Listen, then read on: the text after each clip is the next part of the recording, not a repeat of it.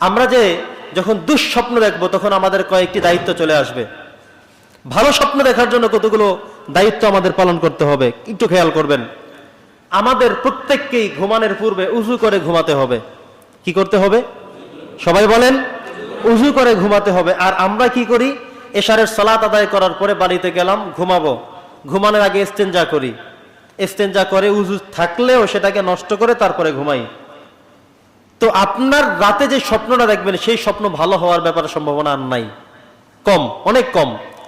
আবার অনেক সময় আমাদের অনেকের ফরজ গোসল হয়ে যায়, গোসল ফরজ হয়ে যায়, এই গোসল ফরজ অবস্থায় আমরা ঘুমিয়ে থাকি। উচিত হলো, সম্ভব হলে আপনি রাত্রিবেলাতেই যখন অপবিত্র হয়ে গেলেন পবিত্র হয়ে তারপরে ঘুমান। কারণ হলো এই ঘুমের মধ্যে আপনার শেষ ঘুম হতে পারে, আপনার নিঃশ্বাসটা এখান থেকে ফুরিয়ে যেতে পারে, আপনি মৃত্যুবরণ করার সময় অপবিত্র অবস্থায় মারা যেতে পারেন। আর অপবিত্র অবস্থায় মারা গেলে আপনার এই শেষ সময়টা এসে আপনাকে সুসংবাদ বহন নাও করতে পারে। এই জন্যে যখন অপবিত্র হয়ে যাবেন, গোসল যখন ফরজ হয়ে যাবে, গোসল তো আপনি করবেনই, পবিত্র তো আপনি হবেনই। আপনি সকালের আশায় কেন বসে থাকবেন? আপনি সকাল 9টার আশায় কেন আপনি অপেক্ষা করবেন না? আপনি ফজরের সময় উঠবেন, তারপরে গোসল করবেন, অথবা আরো পরে উঠবেন, গোসল করবেন, এটার চিন্তা না করে পবিত্র হয়ে ঘুমিয়ে যান। কারণ এই ঘুম আপনার শেষ ঘুম হতে পারে। এই ঘুমের মধ্যে আপনি ভালো কিছু স্বপ্ন, ভালো কিছু মেসেজ আল্লাহ তাআলা সিদ্ধান্ত নিয়ে আপনাকে দেখাতে পারেন। হয়তো আল্লাহ সিদ্ধান্ত করে রেখেছেন আপনাকে ভালো কিছু মেসেজ আজকে আল্লাহ তাআলা জানিয়ে দিবেন, অগ্রিম জানিয়ে দিবেন ইমানদার হিসেবে, সতর্কতার জন্য। কিন্তু আপনি অপবিত্র ভাবে ঘুমালেন, আল্লাহ তাআলা সেই মেসেজটা আপনাকে দিতে পারলেন না। কথা কি বুঝতেছেন? এই জন্য আমাদের প্রথম কাজ হলো আমরা ঘুমানোর পূর্বে উজু করে ঘুমাবো। 2 নম্বর কাজ হলো আমরা আয়াতুল কুরসি পড়ে ঘুমাবো। আয়াতুল কুরসি পড়বেন, সারা শরীর ফুৎকার করবেন, তারপরে ঘুমাবেন। আপনাকে অনিষ্ট হবে না, কোনো শয়তান অ্যাটাচ করতে পারবে না। ওই যে স্বপ্নের 3টা কথা বলেছিলাম, একটা হলো রব্বানি, মানে আল্লাহর পক্ষ থেকে শুধু এটাই আসবে। উজু করলেন, আয়াতুল কুরসি পড়লেন, তাসবিহ তাহলিল পরে ঘুমালেন, তাহলে আপনার আজকে স্বপ্নে যা আসবে এটা আসবে মিনাল্লাহি সুবহানাহু ওয়া তাআলা। কার থেকে? আল্লাহর থেকে। আর যদি আপনি অপবিত্র অবস্থায় ঘুমিয়ে যান, এখন আপনার জন্য দুঃসংবাদ আসতে পারে, দুঃস্বপ্ন আসতে পারে, ভয়ঙ্কর স্বপ্ন আসতে পারে। কারণ আপনি অপবিত্র, আপনি আউযুবিল্লাহ পড়েননি, বিসমিল্লাহ পড়েননি, উজু করেননি, পবিত্র হননি, আয়াতুল কুরসির আমল আপনি করেননি, সাইদ কুলের আমল আপনি করেননি। ফলে আপনার ভালো মেসেজ এই ঘুমের মধ্যে নাও আসতে পারে। তো যখনই আমরা ঘুমোতে যাব, মনে রাখবো আমরা যেন আমাদের ঘুমটাকে এমন ভাবে ঘুমাই যেন আমার ঘুমটা ইবাদত হয়। একটা হাদিস এভাবে আসছে, নাউমুল আলেমে খায়রুম মিন ইবাদিল জাহেল। একজন মূর্খ মানুষ সারা রাত দাঁড়ায় যদি নফল নামাজ পড়ে যে সওয়াব পাবেন, আর একজন আলেম মানুষ ঘুমিয়ে তার থেকে সওয়াব বেশি পাবেন। এমন কোন হাদিস আপনারা শুনেছেন ইতোমধ্যে? শুনেছেন? আবারও বলছি, একজন সাধারণ মানুষ সারা রাত দাঁড়িয়ে দাঁড়িয়ে নফল নামাজ পড়লো, আর একজন আলেম মানুষ সারা রাত ঘুমালো। আল্লাহর রাসূল হাদিসে বলেছেন একজন আলেমের ঘুমের মধ্যে সওয়াব বেশি হলো ওই লোকের নামাজের চাইতেও। সুবহানাল্লাহ পড়েন। প্রশ্ন করতে পারেন, হুজুর কেমন কথা হলো, এটা কি ঠিক হলো? এটা ঠিক হলো এই কারণে, একজন ব্যাখ্যা হলো এই হাদিসের ব্যাখ্যায় মুহাদ্দিসরা লিখেছেন একজন সাধারণ মানুষ নামাজে দাঁড়িয়েছেন, উনি হয়তো ঠিকমতো উজু করতে পারেননি, উনি যেই সূরাগুলো অ্যাপ্লাই করছেন, পড়ছেন নামাজের মধ্যে, এই সূরাগুলোর মধ্যে তার ভুল থাকাটা অস্বাভাবিক না, স্বাভাবিক। তিনি নামাজ পড়তে গিয়ে খুশু এবং খুদু থাকা দরকার ছিল, ভীত সন্ত্রস্ত ভাবে নামাজ আদায় করা দরকার ছিল, হয়তো তিনি সেটা অ্যাপ্লাই করতে পারেননি। নামাজ যে তিনি আদায় করছেন, যে এটা যেন আল্লাহর জন্য করেছেন, করতেছেন, এই খবর হয়তো তার ভিতরে ছিল না। ফলে তার নামাজটা নিষ্ফল হয়ে গেল। আর একজন আলেমের ঘুমটা ততক্ষণেই তার জন্য উত্তম হয়ে যাবে যখন তিনি ঘুমানোর আগে উজু করলেন, ঘুমের শুরুতে তিনি তাসবিহ পড়ে নিলেন, আয়াতুল কুরসি পড়ে নিলেন।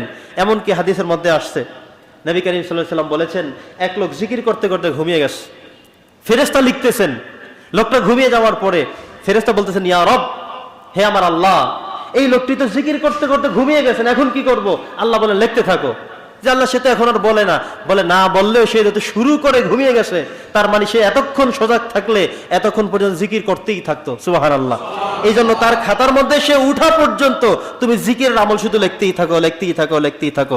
সুবহানাল্লাহ। তার মানে হলো কত ফজিলত যে আমাদের জন্য অপেক্ষমান আমরা জানি না, আমল করতে পারি না।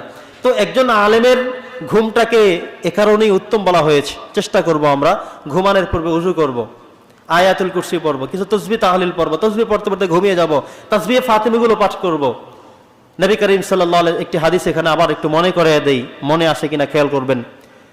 নবী করিম সাল্লাল্লাহু আলাইহি সাল্লামের কাছে হযরতে ফাতেমা রাদিয়াল্লাহু তাআলা আনহা, নবীজির ছোট্ট মেয়ে, বাবার কাছে আবদার করলেন, ইয়া রাসূলুল্লাহ, খায়বারের যুদ্ধ থেকে গনিমত হিসেবে যে সমস্ত গোলামগুলো পেয়েছিলেন সেখান থেকে আমাকে 2টা গোলাম দেন। কি কারণ? আমি দিনের কাজ করতে করতে, আপনার নাতি হাসান হোসাইনের খেদমত করতে করতে আমার হাতের মধ্যে অনেক দাগ পড়ে গেছে, অনেক কষ্ট হচ্ছে আমার। তো অনেক গোলামগুলো যেহেতু আপনি পেয়েছেন, মেয়ে হিসেবে আবদার করি, আলী রাদিয়াল্লাহু আমার স্বামী, তিনিও আমাকে পাঠিয়েছেন, আপনি আমাকে সেখান থেকে 2টা গোলাম দেন, অন্তত একটা গোলাম আমাকে সেখান থেকে দেন।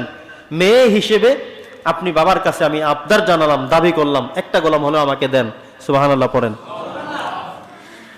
দয়ার নবী, মায়ার নবী বললেন, হে আমার ফাতেমা, আমি কি তোমার থেকে, তোমার কাছে এর থেকে উত্তম কিছু দেব না, এর থেকে বেশি কিছু কল্যাণকর কিছু দেব না? তুমি তো ছোট্ট একটা জিনিস চেয়েছো। হযরতে ফাতেমা খুশি হয়ে গেলেন, বলেন, ইয়া রাসূলুল্লাহ, ইয়া হাবিবাল্লাহ, আমি চেয়েছিলাম শুধুমাত্র একটা গোলাম দিবেন, আপনি যদি সেটার থেকে আরো উত্তমটা দিয়ে থাকেন, উত্তমটা দিতে প্রস্তুতি নিয়ে থাকেন, তাহলে আমার জন্য আরো ভালো। সুবহানাল্লাহ। এবার নবীজি বলেন, এখানে আসো, বসো, তুমি ঘুমাও না প্রতিনিয়ত? বলে, হ্যাঁ অবশ্যই ঘুমাই। নবীজি বললেন, রাত্রিবেলা যখন ঘুমোতে যাবে তুমি 33 বার সুবহানাল্লাহ পড়বে, 33 বার আলহামদুলিল্লাহ পড়বে, 33 বার আল্লাহু আকবার পড়বে, একবার লা ইলাহা ইল্লাল্লাহু আল্লাহু আকবার ওয়ালিল্লাহিল হামদ।